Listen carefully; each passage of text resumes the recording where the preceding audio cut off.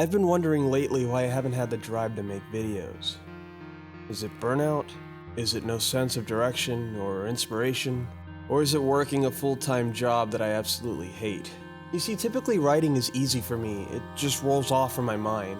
It's easy for me to communicate how I feel on things when I just sit down and flush my anxious head. It's very gratifying and just in general a positive way for me to vent.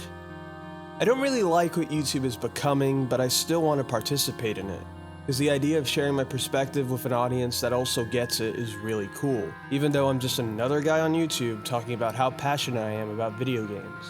I've been dealing with some pretty terrible mental health issues. I'm not the best person when I'm sad. I'm not even that better when I'm happy.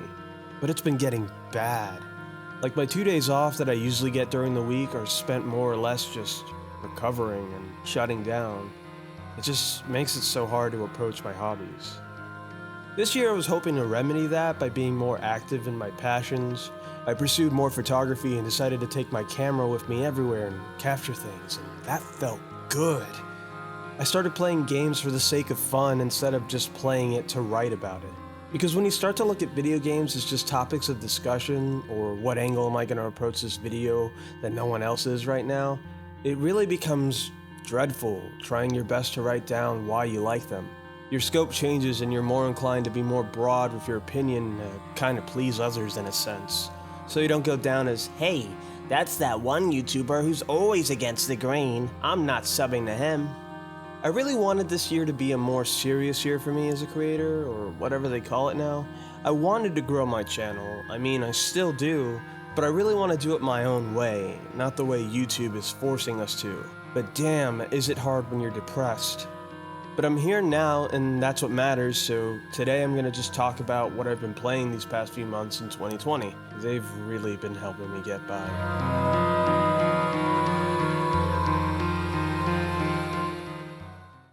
Before we get started, this intro was written pre-outbreak, so yeah, things have gotten quite crazy, huh? Anyways, I hope everyone is doing well, and please stay safe out there. The Nintendo Switch has become a pretty amazing platform for last-gen games to get their shine again. I don't know what it is about it, but whenever I see a game I've played before more than once get announced to Switch, it's like, yep, I gotta get it again. But this time I got hooked in a game I missed out on, way back when. I finally got around to playing Hotline Miami. I know, right? But it was on sale for like $12 and everyone I know played it, so I had to give it a shot. Funny thing is that I bought this around the time my coworker let me borrow the new Star Wars game, and I fucking dropped it just to beat Hotline Miami 1 and 2, because they were just that stellar. Not to mention just watching Drive in the same month just made that experience that much more, gratifying. When I first picked up Hotline Miami, I was surprised at how fast and tense the game is. Your life is constantly on the line, and every choice is life or death as you die in one hit. This game is the definition of being cool, because it's doused in neon and vibrant colors, chaotic dialogue, and a story that focuses on so many different perspectives that leave you to piece the story together. Figuring out what's really happening in the story is just as fun as playing it. The soundtrack. My god, the soundtrack.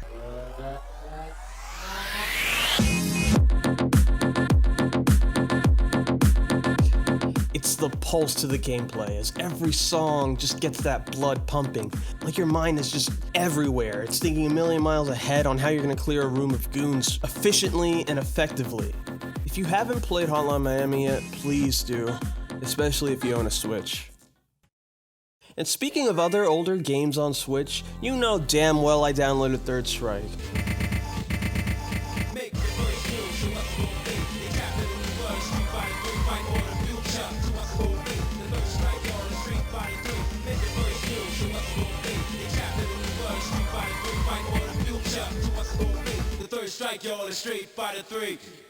But I didn't realize just how empty the online community is for Switch.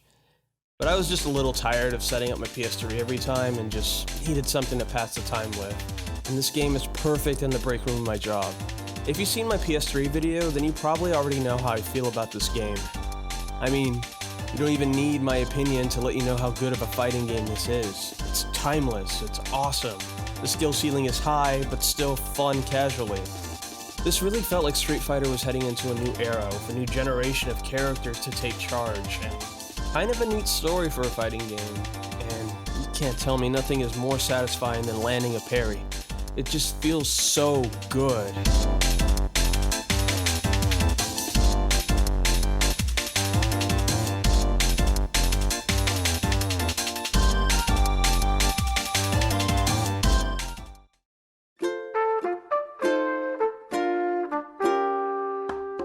Animal Crossing came out at the perfect time given the circumstances we're currently facing. And playing a game that keeps you busy doing chores and mapping out what type of island you want to run while making new friends along the way really keeps my brain busy when I feel like complete shit. It's super escapist even if the premise is about day-to-day life, mostly doing things I can and can't in real life. Like being able to fish and be successful. But man, does it do it well here. The game is beautiful, one of the best looking games on the Switch. The experience it presents is just like, wow. The first week was just pure-hearted fun. I do have my gripes though, and before you kill me, I love the experience so far. I've poured hours building everything up and have enjoyed seeing my island go from nothing to something. I do have some minor problems, mainly with the villagers. They don't really offer too many chores to build emotional bonds with. I think I've only had like one time that Kevin asked me to fetch him a beetle, but that was really it. You just talk to them a bunch and they kind of just like, oh, I like you now. Even when they have more aggressive personalities, they still open up to you in a matter of a few conversations. Which is fine. It doesn't ruin the vibe of the game, I just kind of feel like they're not as fleshed out as they could be. They feel more like NPCs than they do friends to me, even with the amazing writing poured into them, but compared to previous titles, kinda felt like you had to earn them. My last complaint is the multiplayer component. No drop in, drop out.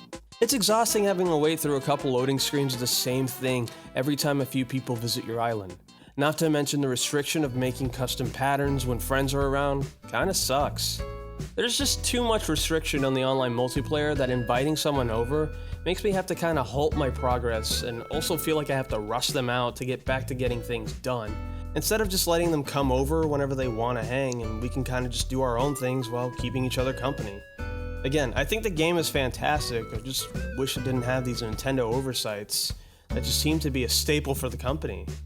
But I recommend this game 100%, buy it if you can. If you have a Switch, please play it, it is so fun.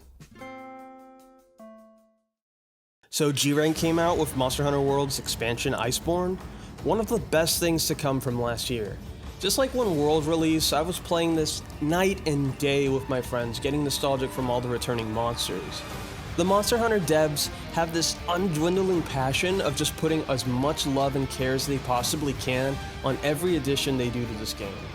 And they've been doing that consistently for years. It's crazy to believe all the foundation that was laid out in Monster Hunter 4 just blossom into what's close to perfection in World. You get a brand new locale, a new story, a whole new tool that fundamentally changes how you hunt a monster, for better or worse.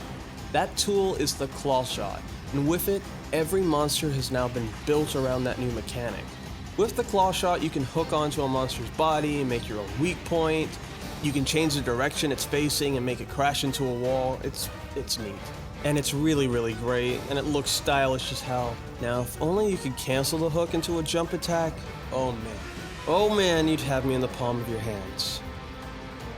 As we keep getting more updates, it feels like the train just has no stops. They're giving us extreme monster variants, our first returning Black Dragon in World has been revealed. I didn't think this was going to be the fan favorite monster, which I felt would have been more like Gore Magala after asking my friends in MH groups, but I get it. Alteron, at least that's how I pronounce it, was one of my favorite fights in 3U.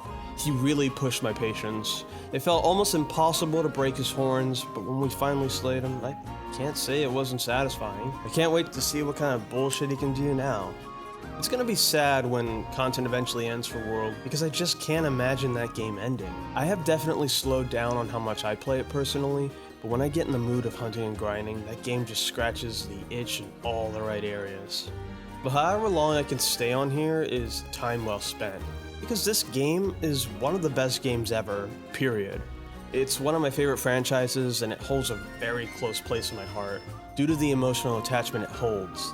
The bond it created between me and my friends when stuff was like really, really sour. I can't wait to see the next installment and see where they go from there. And that's really been it so far. That's what I've been playing that's been keeping me sane and productive during self-isolation. I just completed Resident Evil 3 Remake, and I have no prior knowledge on the original, and I'm still gathering my thoughts on how I feel about it, which I'll tackle in its own video, but that's really about it. To kind of end this video, I want to say thanks for the support we've gotten over the years. Even with our spotty uploads, it's very nice to see all the heartwarming comments. It means a lot to me and the rest of us here. If you want to support us and have a buck to spare to be able to help us make more videos, support us on Patreon, and thanks again.